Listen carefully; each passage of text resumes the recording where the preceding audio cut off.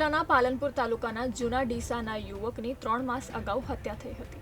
થરાદ તાલુકાના ડેલ ગામના વેલા શિવાભાઈ માજીરાણા 3 માસ અગાઉ ગુમ થઈ ગયા હતા. હત્યા બાદ લાશને દાટી દેવામાં આવી હતી. દરમિયાન મૃતકના ભાઈ પ્રવીણ ભેંસ ચોરીના ગુનામાં જામીન પર છૂટ્યા બાદ તેમની બહેન રાધાના પાસે ડેલ ગામે પહોંચ્યા હતા, જ્યાં પૂછપરછ દરમિયાન સાકડ ગામે ભૂટા મહારાજના ખેતરમાં હીરાજી ઉર્ફે ચકી કેશાજી ઠાકોરે ગળાના ભાગે ટૂંપો આપી વેલાભાઈને મારી નાખ્યા હોવાનું સામે આવ્યું હતું અને બીજા દિવસે રાત્રે 8 વાગ્યે ચકી સાથે મળીને જગદીશ નારણાજી ઠાકોર અને શંભુજી કેશાજી ઠાકોરે લાશને ખાડો ખોદી દાટી દીધી હતી. આ અંગે પ્રવીણ શિવાભાઈ માજીરાણાએ ધાનેરા પોલીસ મથકે ફરિયાદ નોંધાવી હતી, જેની તપાસ દરમિયાન પાલનપુર એલસીબીની ટીમે હત્યામાં સંડોવાયેલા હીરાજી ઉર્ફ ચકી કેશાજી ઠાકોર અને શંભુજી કેશાજી ઠાકોરને ઝડપી લીધા હતા. પોલીસ તપાસમાં પત્ની સાથે આડા સંબંધની શંકામાં વેલા માજીરાણાની હત્યા કરીને લાશ દાટી દીધી હતી, જે લાશને બહાર કાઢીને પોસ્ટમોર્ટમ સહિતની કાર્યવાહી કરી હતી.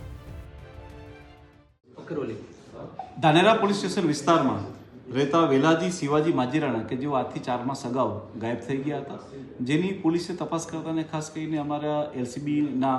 2 જમાદારો કે જેમ કે અશોકભાઈ સજાભાઈ અને વિક્રમ પીરાભાઈ દ્વારા ખૂબ જ ઊંડાણપૂર્વક તપાસ કરતાં માનવું પડેલું કે તેઓ ગાયબ થયા છે, પરંતુ તેમને કોઈના દ્વારા જે છે એમની હત્યા કરી દેવામાં આવી છે. આ વસ્તુની જાણ થતાં ટેકનિકલી અને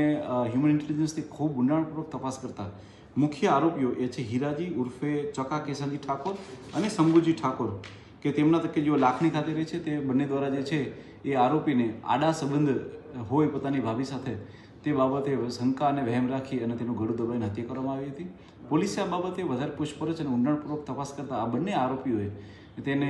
ગળું દબાવી અને તેને મૃત્યુ નિપજ્યું અને ત્યારબાદ તેમની જે ડેડ બોડી છે તેને મહારાજના એક ખેતરમાં જ દફનવિધિ કરી દીધી હતી. પોલીસના ઊંડાણપૂર્વકની તપાસમાં તે લોકોએ જગ્યા બતાવતા તે જગ્યાનું ફરીથી એક્ઝિક્યુટિવ મેજિસ્ટ્રેટની હાજરીમાં જે છે એ ખોદકામ કરતા લાશ મળી આવી છે, જેનું આજના દિવસમાં પોસ્ટમોર્ટમ પણ કરી દેવામાં આવ્યું છે અને ડીએનએ મેચિંગ માટે પણ એને મોકલી દેવામાં આવે છે. સાથે સાથે બંને આરોપીને જે છે એ કોર્ટમાં પ્રોડ્યુસ કરી અને તેમના રિમાન્ડ માટેની પ્રોસિજર હાલમાં ચાલુ છે.